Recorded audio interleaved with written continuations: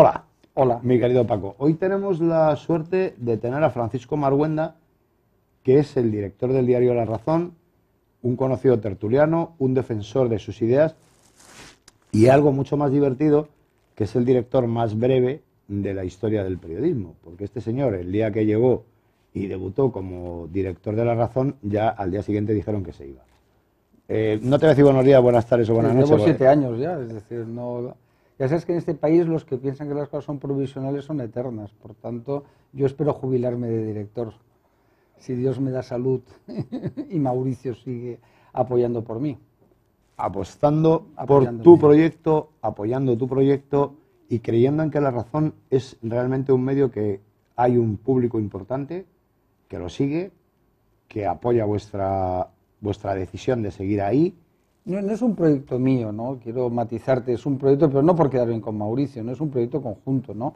Que él lidera y que yo llevo la pata, que es muy importante, que es la pata informativa de llevar adelante el proyecto periodístico. En un tiempo complicado, como es un tiempo de retroceso en lo que es las ventas de los periódicos, eso es una obviedad. A mí ya sabes que no me gusta ni decir mentiras porque tengo muy mala memoria, por tanto, lo mejor no decir mentiras ni contar trolas, ¿no? Hay gente que en esta profesión, pues hay gente que cuenta trolas y que dice, ¿no? Es decir, es una etapa difícil, aunque es verdad de que los periódicos tenemos una enorme influencia política, económica, social y que marcamos la pauta, afortunadamente, pero es una etapa difícil. Entonces ahí con Mauricio, pues el equipo, pero liderado por él, se ha diseñado una estrategia y la verdad es que estamos contentos, no nos podemos quejar, no voy a sacar pecho como hacen otros, ¿no? Que son los campeones del mundo mundial, pero intentamos pues ser un periódico serio, un periódico de derechas, conservador, un periódico que defiende los valores de la Iglesia Católica, del cristianismo, valores comunes de esta sociedad, que defiende las instituciones, que defiende la monarquía como punto de encuentro de todos, de la sociedad, etcétera. Es decir, en la vida no hay que tener, yo siempre desconfío de los que tienen muchísimos valores y van dando lecciones de moralidad, llevan un libro así de grande, ¿no? De principios, ¿viste? No, con poquitos valores es suficiente, lo importante es cumplirlos. ¿Qué pasa con esa fusión de la que se habló durante tanto tiempo, de que La Razón era querida por unos y por otros? ¿Se fusiona con ABC, no se fusiona, luego con El Mundo, luego se fusiona en El Mundo de ABC? ¿Realmente hay sitio para todos?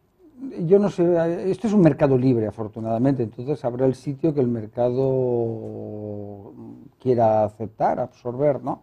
Lo que yo no creo es en fusiones, no tiene ningún sentido. Esto no son dos empresas de refrescos, donde hay sinergias. Es decir, tú, si sumas dos periódicos, no te da la misma cifra o más, al revés. Lo hemos visto cuando desaparece Público. Los medios de comunicación más de izquierdas no aumentan ventas, sino que han seguido retrocediendo, y cuando desaparece la Gaceta lo mismo, es decir, el lector no es como el que, insisto, compra un refresco, o compra ropa, o compra sillas, ¿no? Por tanto, yo creo que el mercado seguirá desarrollándose con los actores que hay ahora, y si alguno no tiene capacidad, pues tendrá que desaparecer. A lo largo de la historia de la prensa han desaparecido cabeceras muy importantes y no ha pasado nada. Y esto de la crisis de la prensa yo lo he oído, unas lo he leído, lo he estudiado y otras lo he oído. Y luego la prensa va sobreviviendo. En el mundo la prensa está ahí. Otra cosa es que tienes que adaptarte a que la prensa tiene que ser algo más que un papel periódico. Tienes tu soporte electrónico, que es fundamental, en su doble vertiente, ¿no? La vertiente de lo que es la actualización permanente de noticias, como lo de tener un modelo de periódico fijo, que si yo pudiera haría varias ediciones al día, ¿no? Haría una edición por la mañana, que sería la que saques en el kiosco, una por la tarde y una por la noche, para cubrir. Por tanto, tienes ahí que tener sinergias, luego tener radios, luego tener televisión, tener publicaciones, es decir, has de ir a un mercado que es cada vez más dinámico. El mercado de la comunicación era estático, durante muchísimos años no se movió para nada, es decir, a momentos muy pequeñitos, ibas mejorando, introducías más color, llegó la infografía, fotografías. Yo recuerdo cuando un periódico era poco con elegante, dibujos, ¿no? ¿sabes? Dibujos, y era poco elegante llevar fotos grandes, ¿no? Vamos, qué horror. Y bueno, también yo me acuerdo también las épocas, no, insisto, no porque las haya vivido, donde toda la portada estaba llena de anuncios. Es decir, por tanto, la prensa lo que ha de tener es capacidad de renovarse y crecer. Y luego también pensemos una cosa, los periódicos, la ventaja que tienen es la marca. En un mundo sin fronteras, en el mundo de la comunicación global, la marca es fundamental. Y cuando tú dices, esto lo ha publicado el New York Times, dices, hombre, lo ha publicado el New York Times, o The Guardian, o The Observer, es decir, el periódico que sea, o El País, o La Razón, o La Sexta. O La Sexta, quien sea. Es decir, no, pero sobre todo te hablo de la prensa papel. No, una cosa es la televisión y la radio, y la prensa papel. Digo que para el imaginario de la gente, incluso para la gente que nunca lee periódicos, cuando ellos ven una noticia que pone pues, o es de una medio de comunicación convencional, saben que hay detrás un grupo, que hay una empresa, ¿no? Y luego también es muy significativo cómo se estructura la prensa digital. La prensa digital se estructura igual que la prensa papel. Es decir, ¿por qué? Porque la gente está acostumbrada o sabe que es una forma de leer, de ver los periódicos mejor. Y de valorar. De valorar. Te decía antes La Sexta para provocarte. No, no me provocas. No, ya, pero allí, como hablabas de un grupo y hablas en el fondo de un grupo, pues es un grupo donde estáis vosotros, donde está La Sexta, donde está la BUI, donde hay un... No, la BUI no ya está. No, hace muchísimos años. Pues fue un periodo breve de tiempo. Me das una alegría. Fue un periodo breve de tiempo. Pues perdona a nuestros oyentes y perdón por haberme equivocado.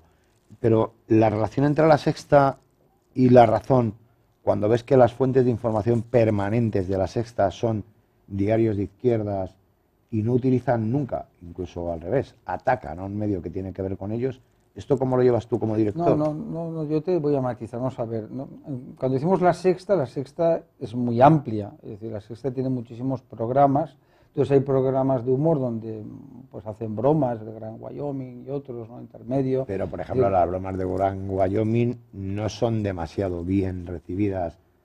A mí ya me divierte cuando me lo cuentan. Yo normalmente, pues si... Pero en Moncloa sí les preocupa, a ti no. A mí no me preocupa. Yo creo, vamos a ver, esto es como todo. Lo que desde la política no se puede hacer es controlar o intentar dirigir. Lo que tienes que hacerlo es tú hacerlo bien y comunicar bien. Comunicar bien, hacer las cosas bien y saberlas comunicar. Y aquí el gobierno muchas veces hace las cosas bien, pero no las sabe comunicar. Es decir, el político, yo no quiero ministros que sean los número uno de promoción, digo en general, del PP o del PSOE, me es igual, o que sean brillantes intelectuales. No, yo lo que quiero es políticos, que vendan política. Obama es un vendedor de política, Cameron vende bien, es decir, hay que vender, Sarkozy vende bien. Sarkozy no era el número uno de su promoción, no era un enarca, no era un alto funcionario, que eso es un político. Entonces, yo creo que el ministro de Economía, el ministro de Sanidad, el ministro de Agricultura, el ministro o ministra, es decir, ¿no? Es decir, pues sean políticos que vendan, que estén... Este es un gobierno... Y luego se encargan los técnicos de poner en marcha... Claro, para políticas. Eso, es decir, yo si fuera ministro, a mí me es igual, me dicen mañana Maruenda, es una broma, ¿eh? Ministro de Economía. Sí, es un ministro de Economía, entonces lo que hago es, digo, vamos a ver, necesito un secretario de Estado de Política Económica, uno de secretario de Estado del Tesoro, uno o secretario general, lo que sea, y me busco, y yo lo que marco son las líneas políticas, y aparte de lo que yo sé de economía, lógicamente, ¿no? Pero marcas las líneas, ¿no? De lo que tiene que hacerse. Entonces aquí lo que se ha ido es a un modelo, en mi opinión, equivocado, de demasiado tecnocrático. Cuando nos quejábamos del gobierno Prodi y decíamos, un gobierno tecnocrático, no, yo quiero unos secretarios de Estado tecnocráticos. También políticos los son mejor, sí, pero los ministros políticos han de dedicarse a, lógicamente, tener sentido común, tener compromiso, y luego quiero políticos que hayan cotizado a Hacienda. Es decir, yo creo que este país tiene una deriva muy preocupante, y es que vamos a llegar a un momento que lo que vamos a coger es a los más mediocres, que sean los únicos que se arriesgarán a dejar la vida profesional para irse a la política a perder dinero. Entonces, ¿quiénes sean los que no vayan a perder dinero? Los que ganen 2.000 euros y les parezca que ganan mucho. Pero de esos históricamente hay muchos, y hoy, por ejemplo, el Partido Socialista tiene a un secretario general que lo único que ha hecho ha sido política. Ese es el problema. Pedro Sánchez, que es una persona que podría ser valiosa, y que yo, siempre digo en broma, no lo quiero perjudicar, pero en su momento lo apoyé.